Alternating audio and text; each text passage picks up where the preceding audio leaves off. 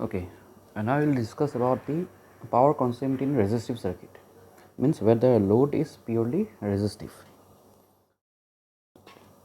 To start, let's consider a circuit with voltage source and a resistive load. Here the current will flow. So what will be the value of current? Current will be V by R. V is constant, R by R is constant, so current will also be constant. So how the waveform will look like?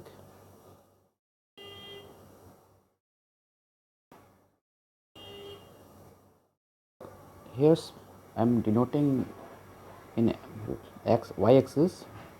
I am writing it as small v. Small v means instantaneous value of the voltage. Okay, whenever I will use again the small I, it means the instantaneous value of current, and small p means the instantaneous value of the power. So this is the voltage waveform.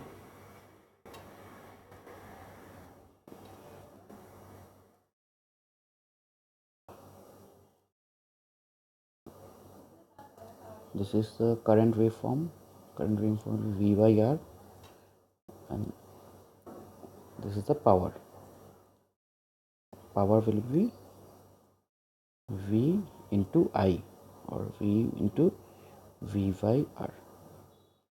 Okay.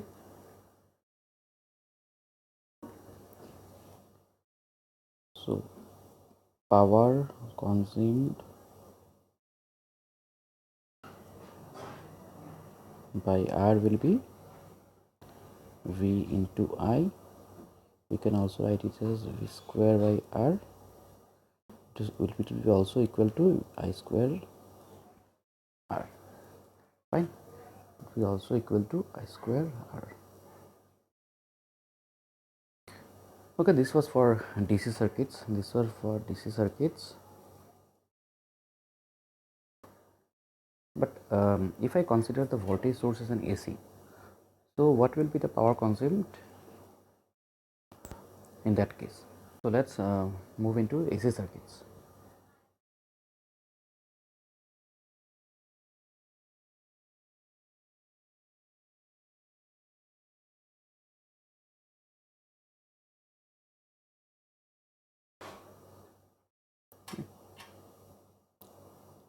Now I have taken AC source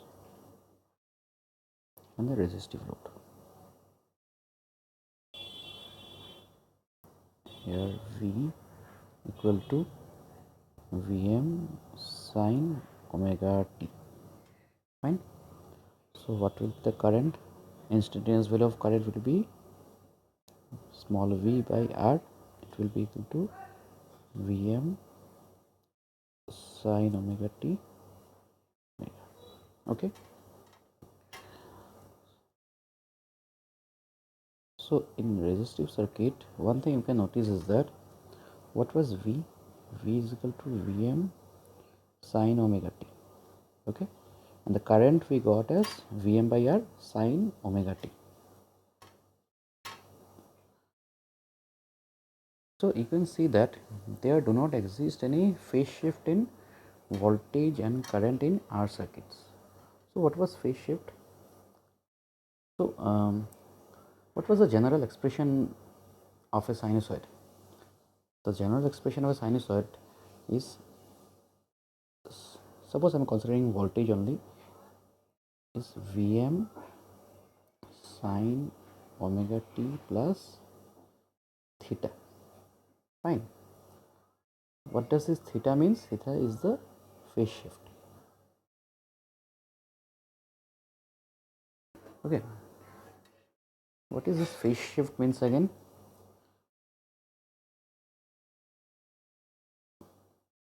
So let's consider first phase shift is equal to 0. So similar to what we have considered here. Okay. If phase shift is equal to 0, the voltage waveform will look like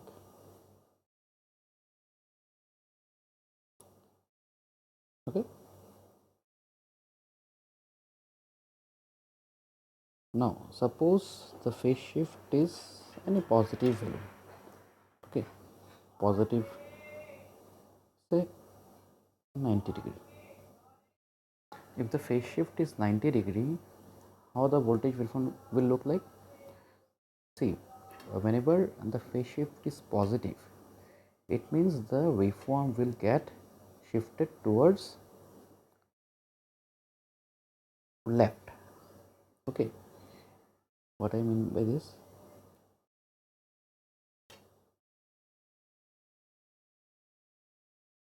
So now this waveform will be shifted towards the left by 90 degree. Okay, means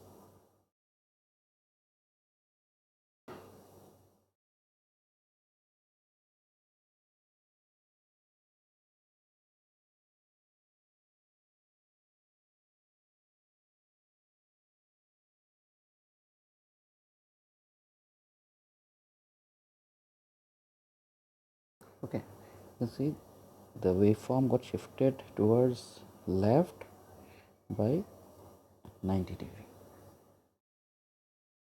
Fine. What if the phase shift is negative? Suppose the phase shift is a negative number, let's say minus 90 degree. Whenever the phase shift is negative, means the waveform will get shifted towards right. Fine. So now the waveform will look like this.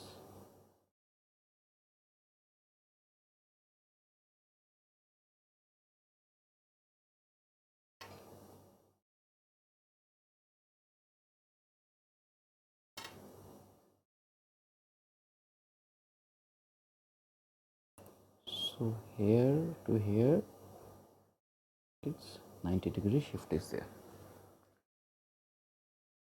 Here, so this is for shift will be towards left. If theta is equal to positive, shift will be towards right if theta is equal to negative. Fine. So this is the meaning of phase shift.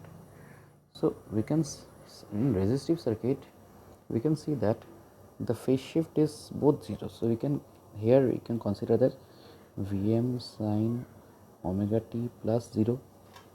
Here also Vm by R sine omega t plus 0. Okay, means none of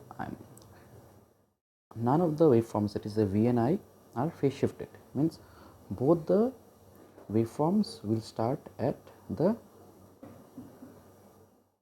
0 point. Okay, so we'll draw the waveform now.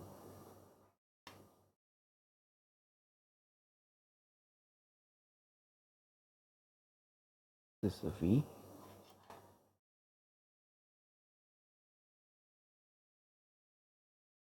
Suppose this is the voltage waveform. V minus Vm. Will the current waveform. Current waveform, it has both the phase shift is 0, means the current waveform will also be like this. Okay. So in later when we will study about the inductive circuit, when the load is purely inductive, we will see that the current has a phase shift of minus 90 degree. Okay, means the current lags the voltage by 90 degree in pure inductive circuit. We can see that. We will see when we will study the purely R circuit. So purely L circuit. So when the current lags the voltage by 90 degree, that is in the case of purely inductive circuit, so in that case we will see that now the current waveform is this white waveform. When the current will lag by 90 degree, the current voltage by 90 degree, the voltage waveform will look like this. Okay, we'll study it later. So this will be the case when theta I will be minus 90 degree. What is theta I? Means theta I am denoting as that this is the phase shift of the current. So it is with theta V, phase shift of the voltage. Fine. So this we will see during when we will study the purely inductive circuit. But now both theta V and theta I are 0, means both are in same phase. So what will be the how the power waveform will look like?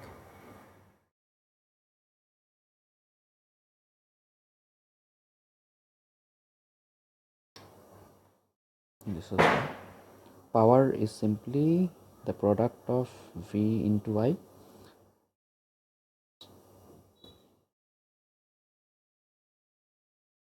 You see, it will be like this.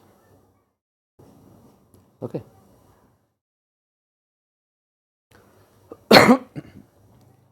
So this is the power consumed by R. Okay.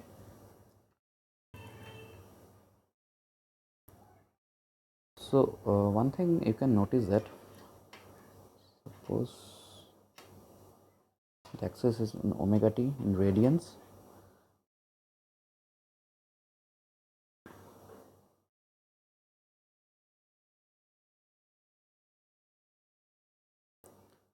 So you can see that what was the period of the voltage and current waveform? This much is the period. The period was twice pi radians. Now what in power waveform, what is the period? The period is pi, exactly half of that of the voltage and current waveform. Okay, so you know that the frequency waveform is proportional to inversely proportional to period. Okay, so if you write in terms of time, so frequency f is equal to 1 by time period. Okay, so this generally means that if the time period is halved, the frequency will get doubled. Okay, but here see, here the axis we have written in terms of radians. Suppose you want to write this in terms of time, in terms of time.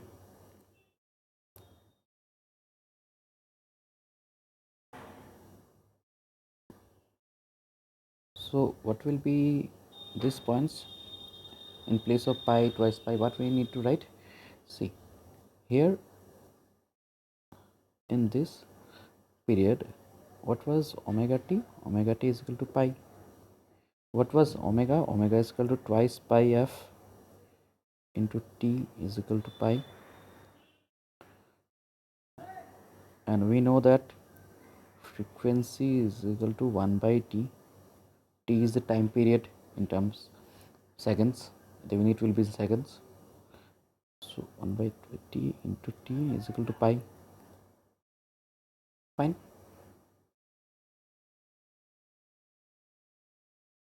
So what will be t? T will be t by 2.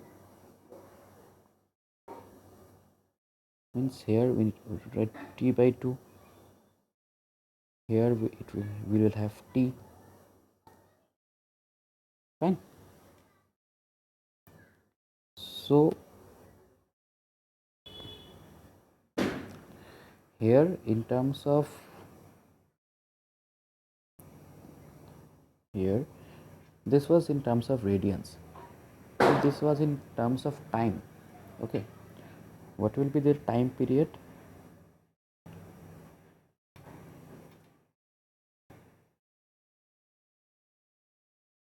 Time period will be t. Okay, what is here the time period? The time period is t by 2. Okay, and we know that frequency is inversely proportional to time. Okay, now check. Frequency of the voltage waveform or frequency of the power waveform will be equal to time period of the power waveform by time period of the voltage waveform. Okay.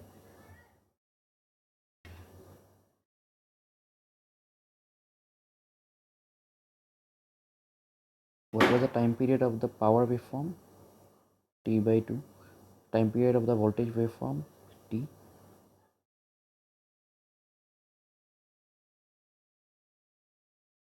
T and T will get cancelled. So we can see frequency of the power waveform is twice of the frequency of the voltage waveform. Okay. So frequency of power waveform is twice the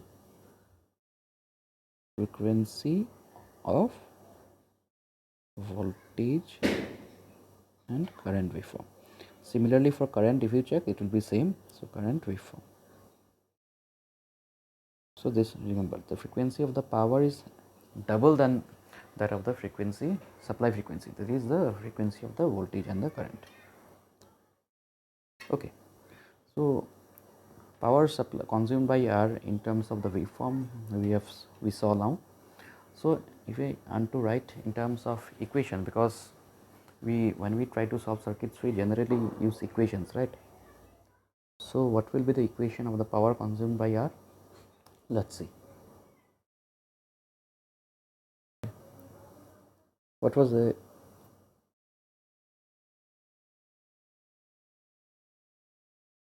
so power is equal to V into I, where everything is in terms of instantaneous values, P, V and I. So V was Vm sin omega t. Now what is I? I is equal to Vm by R sin omega t. Vm by R, we can write it as Im, the peak value of the current. Okay, so it will be Im sin omega t. It will be Vm into Im sin square omega t. Okay, so what is this equation? This was the equation for the current power waveform. This was the power waveform.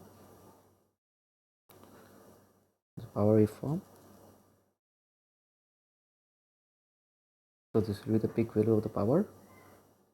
Okay, so this waveform's equation is this one. Okay, now see, the power is, this is a periodic waveform, and the periodic waveform goes on forever. So how to calculate the power consumed by the resistive load? So we can take average of this power. Okay, average of this power over one period.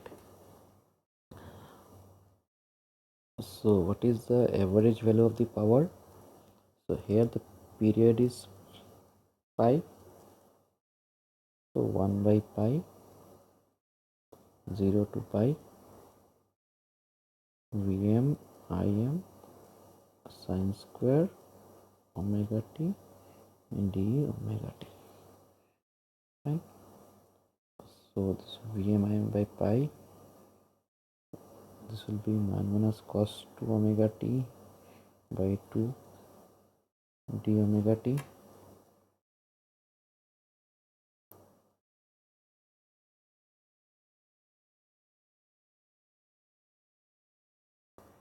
It will be, I will take 2 outside, it will be d omega t minus 0 to pi cos 2 omega t d omega t. Okay,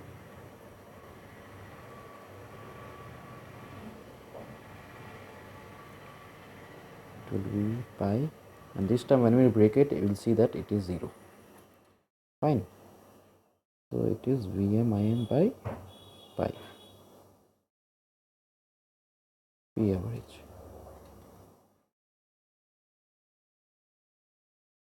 Sorry, not pi 2.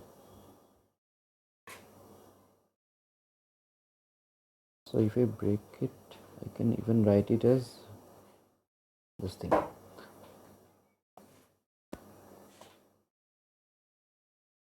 অল্প পরে ঝাড়ু দাও নাই করে আবার অল্প পরে করো আচ্ছা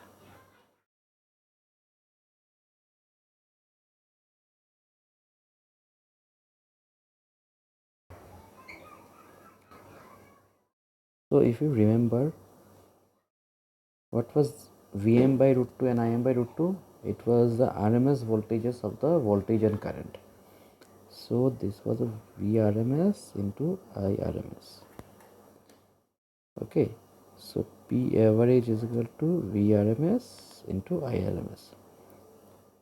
So you can see, if you want to find the power absorbed by the resistive load, it will be a product of the RMS voltages of the current and voltage. So this was the reason we studied about the RMS voltage values, about so many kinds of waveform. Okay, means if you apply any kind of waveform and if you want to find out the power consumed by the resistors, you need to find their RMS values. Okay, so this power consumed we can also represent in another form. So we know P is equal to I square R. Okay, so again this is the formula of the power waveform, which is periodic. Okay, so if I want to calculate the average power, it will be 1 by period 0 to period, okay, I square R d omega t. Fine. So if I take R outside, it will be period I square d omega t.